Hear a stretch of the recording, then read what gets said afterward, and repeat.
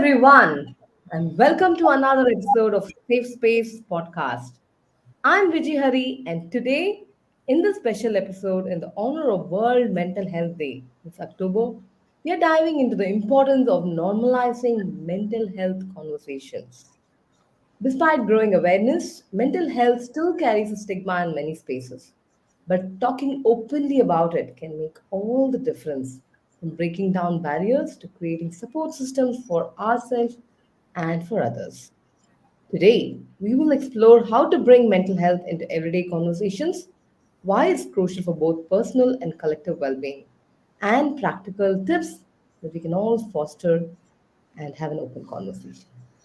We're excited to be joined by Dr. Ambika Warrior, a certified expert in parenting and career counseling with a deep focus on mental health, wellness, and mindfulness. As the founder of Ananda Center for Counseling, Dr. Ambika brings over 20 years of experience in helping individuals and organizations enhance mental well being and achieve balance in their lives. Her approach is rooted in promoting positive mental health practices, whether through individual counseling or corporate coaching. Let's dive into the important conversations.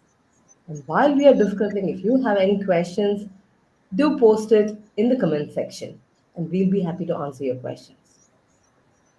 Okay, welcome, Dr. Ambika. How are you doing? Thank you so much, Viji. I'm very well, thanks. Doing good, doing good. How have you been? All well, and happy World Mental Health Day to you and to all our audience. Yes, wish you the same too, and everyone who is a part of this conversation right now. To start with, we'd love to hear about your journey in your own words in the field of mental health and what inspired to pursue this path and what has been your personal experiences.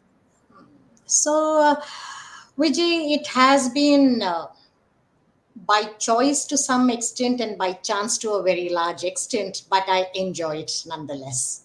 So, it really doesn't matter how I came here. But the reason was that I could see a lot of small issues that people did not know how to handle. And I kept thinking, oh, if there was somebody to help them, it would be so easy for people to come out of that feeling of being stuck. And very small help would be able for a person to come out of that stuck situation and eventually go ahead and have a great life. So this is what catapulted me to get into psychology and mental health and emotional health full time. So I have worked with the corporates, like rightly you said. I have worked in various levels at the corporates. I have also worked with school. And then I said, no, now let me take this up as a full time opportunity, call it passion, call it career, call it whatever you may wish. So, this has been my beautiful journey of being a psychologist and a psychotherapist. Lovely. So, as you mentioned, psychologist, psychotherapist, can you just quickly brief the difference between these two for our audience? Yes, so a psychologist, of course, knows all about psychology and uses the psychological aspects. When you are a psychotherapist, you have been certified in few therapies, if not one. And that's when you're called a psychotherapist. And the certification is usually from a parent company. But otherwise, also, once you have learned the therapy, practiced it enough, and it becomes a skin for you, that's when you become a psychotherapist. You're using psychological therapies, hence, you're a psychotherapist. Wow, lovely. Wonderful. So, moving on to our conversations for our day, normalizing mental health at workplace and beyond. So, what is the significance of October 10th, the World Mental Health Day? How do I put it? It's not easy because when we just celebrate it as a day, I understand it's like, since uh, we all know how the decoction coffee works, right? It's the concentrate. So today I would look at it as a very intense, concentrated day, which we can use to slowly navigate through the rest of the year, keeping in mind that mental health is a huge part of our overall health, and hence remember to address them if there is a fall. If there is no fall, live a lovely life. So, this day reminds us that we should be aware of ourselves. We should be able to understand what's going on in here so that the rest of the body doesn't get too affected. That's how I see this day as the mental health day as. Hmm. Lovely, lovely. And I think the significance definitely is to start the conversation somewhere, to break the taboo, break the stigma around this so that more awareness and more people can seek help. Lovely. True. So, Vijay, since you're saying start the conversation, I would like to add a little bit to what you said, which is so correct. So, today probably also can be looked at as everybody is talking, so I don't need to shy away from it. So, we become a part of the bigger community. Yes, yes, yes, lovely. I think I was talking to someone last week and they said, why are sexual harassment complaints so high nowadays? Hmm. So my answer to that was, I think it's been there all through the years, but just that now more awareness is there, so more people are speaking out. So that is Possible. what it is. Not that the number of sexual harassment has increased of late, just that more awareness has helped more people to open up and share. And that is something similar, if I can relate with mental health as well. It's important. More the awareness, more people are going to open up, right? Yes. Yes. Yeah. Okay. So let me address the main topic, the elephant in the room, rather, the recent spate of incidents of deaths and suicides in the corporate world. We had a death of an employee in Axis Bank, and then there was an Ernst and Y, a employee who was 26 years old, and then there was a 42-year-old employee from Bajaj Finance as well. So, what's happening for these people to commit suicides at workplace, or be it deaths, sudden deaths? So, where are we heading as the corporate world? What could have been done to avoid such instances? Right. So, if we look at it, I think as youngsters, when we get into the corporate world or the professional life, we just have the theoretical knowledge of how a day would look like. But when we really start working, it takes a toll. So I think most of the time, one is we do not know what we are getting into, which is pretty common for all of us when we get into work. And the other issue is very, very high expectations.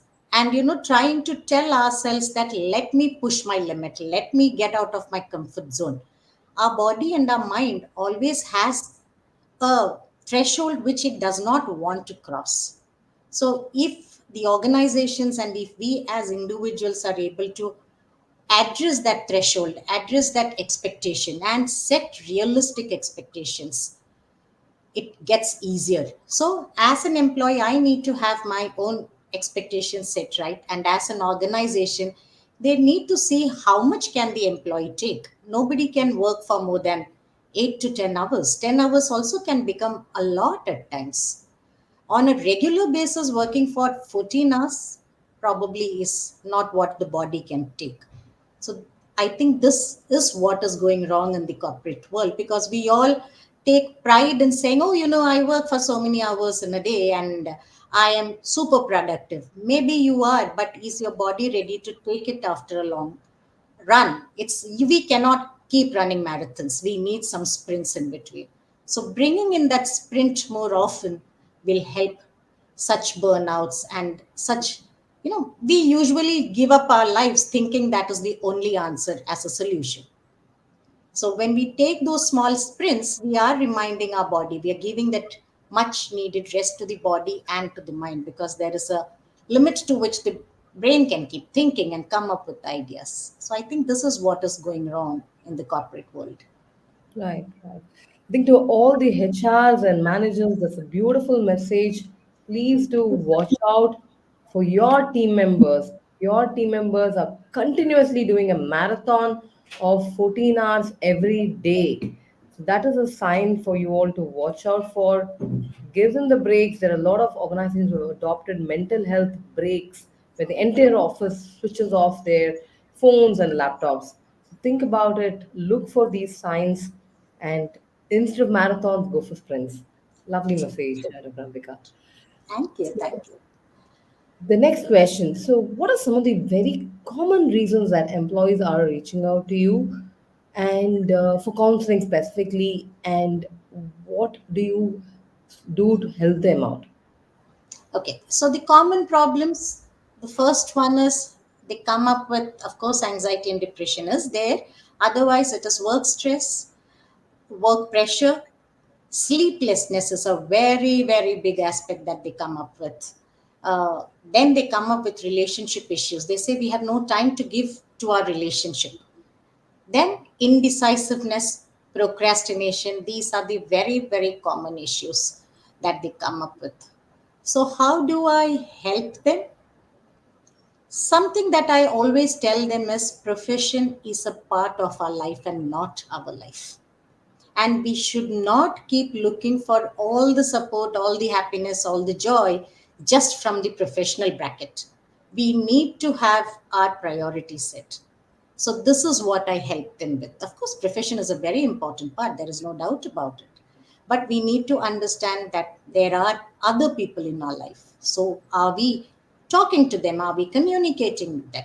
It is very, very important. And something that we need to remember is when we talk about mental health, it's a journey. It's never a destination. We cannot say, oh, today I'm fine. So tomorrow I don't have to take care of myself. It doesn't happen like that. So these are little tips that I tell them to remember constantly. Hmm. Wonderful. I think one of my friends and mentors said that if something happens to us at the end of the day, it's the family that's going to suffer. The company will not even remember us and will be happy to replace us with someone else. True. So I think that is a very powerful message that I think everyone should remember to take care of yourself and your loved ones with topmost priority. Yes. Okay, so just to have a quick break on the question and answers, I'm going to quickly do a myth and fact round around the stereotypes on mental health. Okay, Okay. so Okay. one sentence answers from you for these questions. Okay, Sure. let's go. Mental health issues are a sign of weakness. Not at all. It's a big, big myth. Myth in capitals. It is an issue. It is a health issue. So they are asking for help. It's a sign of distress. People with mental health conditions are dangerous. Not at all. We people who don't have mental health are also equally dangerous, aren't we? Brilliant answer. You can just snap out of depression or anxiety. No, not at all. But we can overcome both of these with help and support. Mental health problems are not as serious as physical health problems. It's a big myth. They are probably even bigger a problem because it's not visible. And the cause of most of the physical problem is mental health problem. Mental health issues are just an excuse for laziness or lack of motivation. No way. It's not possible at all. Mental health issues are just a phase and will pass on their own. It is a phase for sure, but it will not pass on its own unless help is provided. It may be professional help, it may be personal help, but help is required. People just need to take things easy and not be sad. Okay, I agree with the first part. People need to take things easy, no doubt about it, so that we don't fall into the mental health issues. And we also need to remember that not everything can be handled by us. So please go ahead, get help, and maybe sometimes some things never need to be handled at all. Do not own that as your responsibility. Sure. I think very, very important to recognize and break down these stereotypes so we can help each and everyone who are asking for help. True. Okay. So next section, again going back to Q&A. What are some common signs that you've noticed that someone might need support, and how can we approach them? This is more specifically in the workplace context. Okay. So One thing, the first thing I think it's easily recognizable is frequent mood swings by the people who may be going through some difficult times. They try to seclude themselves, they become reclusive, they start avoiding many conversations, many meetings, or having a general conversation, even abnormal anger or sadness, which is kind of continuing, and persistent irritation. Everything irritates them. Small, small things. They get frustrated very quickly. Always remember, staying in any one emotion for a long time is a sign of distress. So, help that person to get professional help. That's the best we can do as colleagues. So, be there so that the person can go and get help. Nothing. That reminds me, there are a lot of employees who come back and say that there are some of their managers who are always irritated. So, does that mean that HRs are watching out for these managers who sound irritated, who seem to be angry all the time, probably should be sent for counseling? Yes, they must, because there should be a reason for this constant irritation and anger, isn't it? It cannot be always the subordinate. Maybe there is something that they're not able to address by themselves. So please help them. There's no harm in asking and checking. So, it could be a constant work pressure also, but that also requires the Yes, true, stress should not get onto them, right? true, true, very true. Yes. What simple actions can individuals take to check in on their friends, family, or colleagues on mental health? Okay. So when we're checking on friends, family, or colleagues, the first thing is if we are randomly out of the blue checking, they may not open up. So, being in touch with our loved ones, dear ones, close ones, regular being in touch is very, very important for us to be able to understand them, check them, and get an answer. Otherwise, they may just not open up. So, when they open up, be a patient listener and allow them to give their opinions. Make them feel that their opinions are welcomed wholeheartedly, because this will ensure their participation and them opening up to us. Yeah. So I think I'd like to share, I think probably even one of my own personal examples. So what I do is in dinner table conversations, I talk about my day, how my work day was, what went wrong. So I talk about not just the positive things, but I also ensure that I share some of my failures, a meeting that didn't go well, account that I lost, an escalation that happens. I go about sharing that to my family.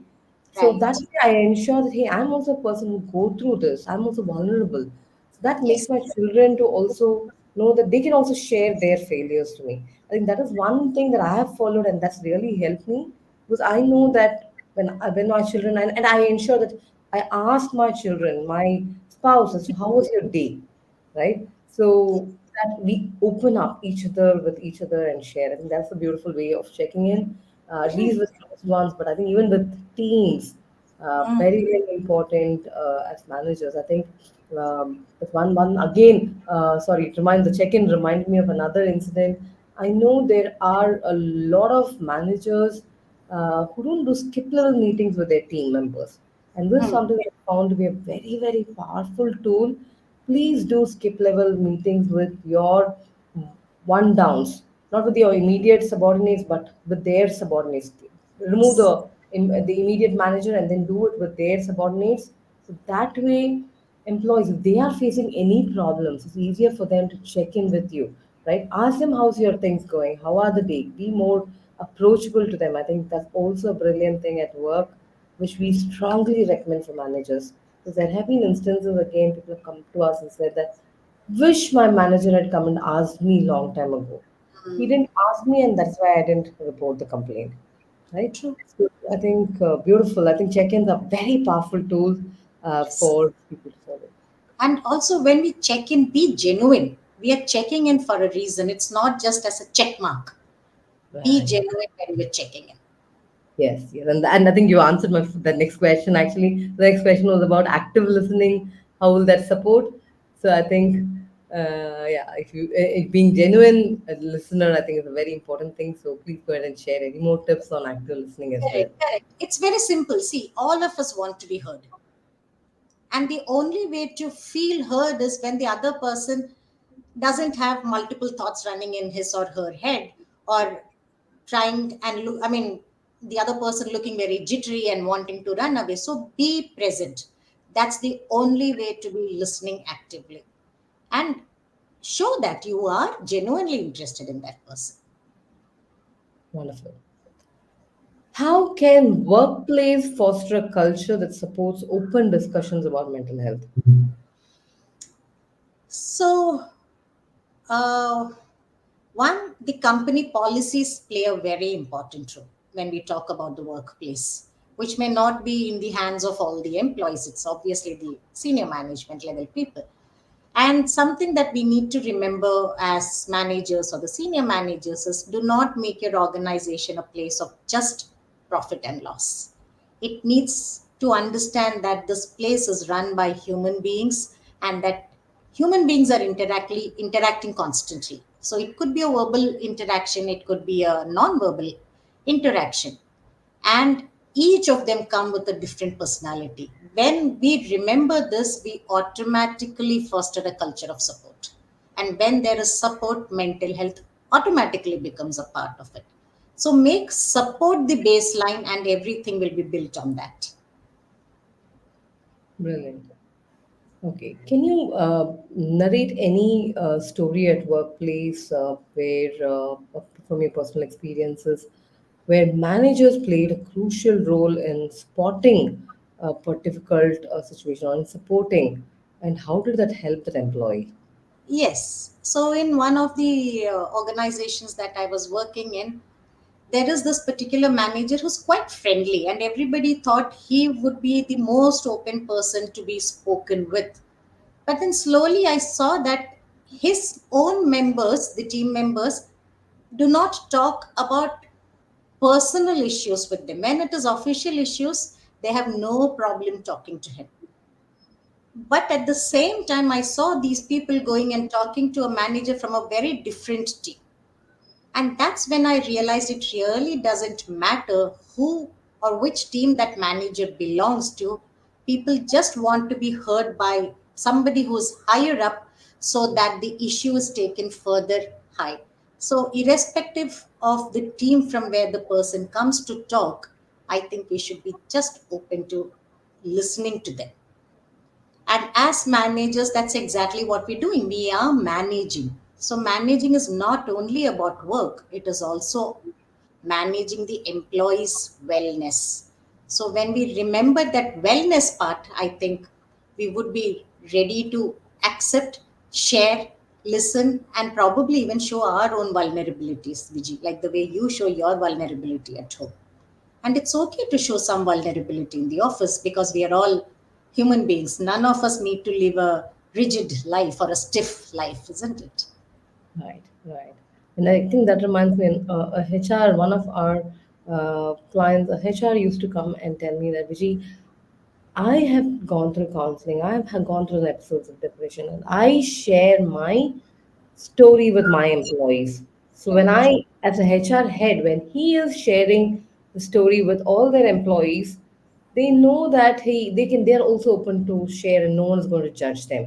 And when that HR head himself is sharing things, and they see that his career is not getting impacted, that gives the trust to all the employees that, hey, it's okay, in this organization I won't be judged if I'm going to open up my story.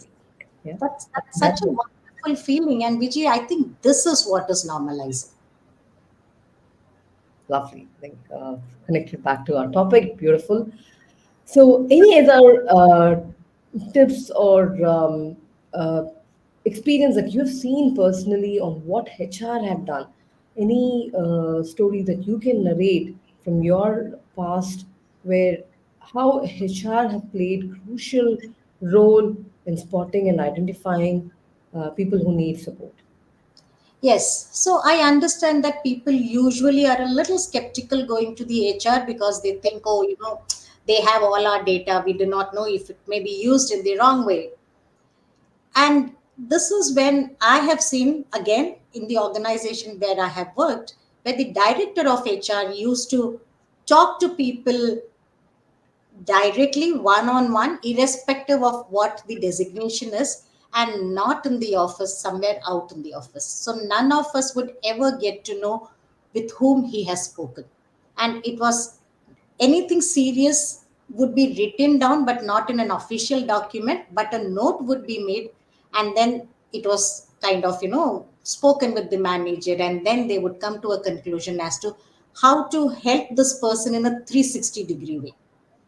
So they were very solution oriented. It may not be easy, and many a times the solution was not very difficult either. It was just that the apprehension of the employee stopped him or her from talking to the HR director. But once that speaking was over, things were taken care of.